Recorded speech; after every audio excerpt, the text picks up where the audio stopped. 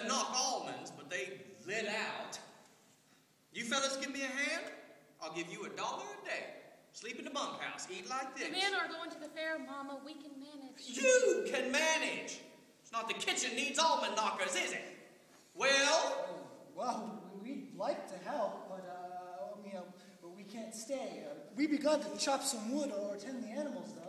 Like to eat, just don't like to work, that is? They told you they Yeah, they do chores, not field work. When you boys had your fill of food, guess you better start riding those wheels. Be off on your good times. Thank you. It was very good food. Before we chop wood or work in the barn, I'd like to have a word with my buddy Vic out on the porch, if you don't mind. Mine? She pulled herself up and left the kitchen by the far door. To the river, the river! He looked over his shoulders just as a blast of wind struck, and then another. Could it really be coming from the west? No, let's stay to the tracks. Wind from the west came down with fury. For an instant, I breathed fresh air. Still, we ran and ran, putting more distance between us and that firestorm. Now the wind should hold.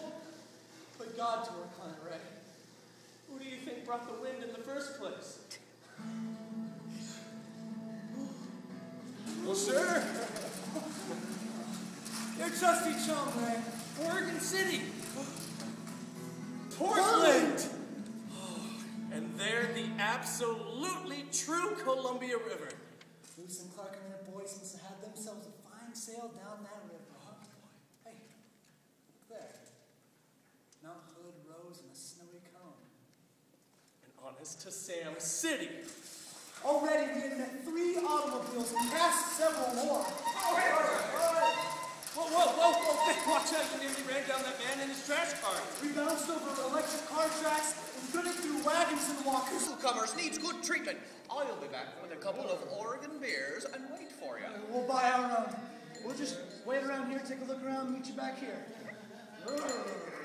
Off from the main room were other rooms, ones with private booths behind large wooden panels. A man could live right here and never need to leave. You better bustle in if you want a drink. A tall fella shouted near them. The name is Amos. You fellas from around here? We're on our way to Seattle to see the fair. Oh, it's fine fair. A friend of mine just got back. For 10 cents, you can get a ride on Lake Washington. That is the grandest body of fresh water. Well, north of the Cascades. A nice woman let me sleep the night in one of the cabins and fed me well in the morning.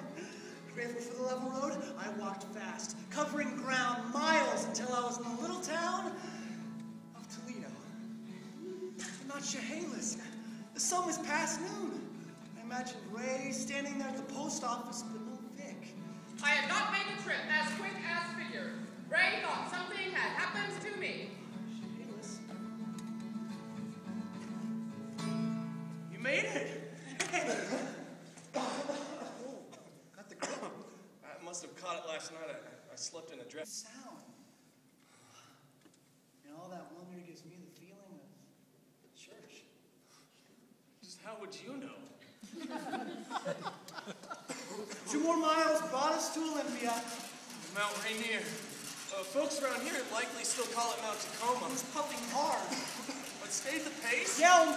He rejoined the main road. I watched Ray as he tumbled off and just lay there, so still. Ray! Ray! Oh, sorry. I'm just weak as all, Vic. I'd like to sleep as soon as we find a place. You're burning up. Sleep. Really, I rented. At each long rest, we ate some. And drank water. Georgetown. Barely south of Seattle. We'll bed down here. Dark is fast coming, Vic. I can make Seattle. It'd be good to see the city when we wake up. You gonna be able to hang on, chum? We're fine. I kept a close eye on him ahead of me. For sure. No boy or man ever had more quick gumption than my buddy Ray. Wagons, Buggies. automobiles passed us in a steady parade as we neared the city. A street lamp ahead cast Ray in slump silhouette. City or no city, we're gonna have to pull over soon and find. We stood out, looked at the city of our dreams. Seattle. The AYPE.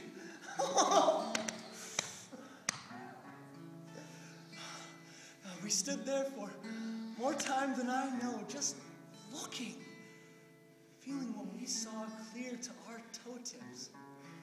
My eyes welled up and tears rolled down my cheeks. Ray's lips moved in prayer. And I noticed it. Peeking from his pocket was the billiken.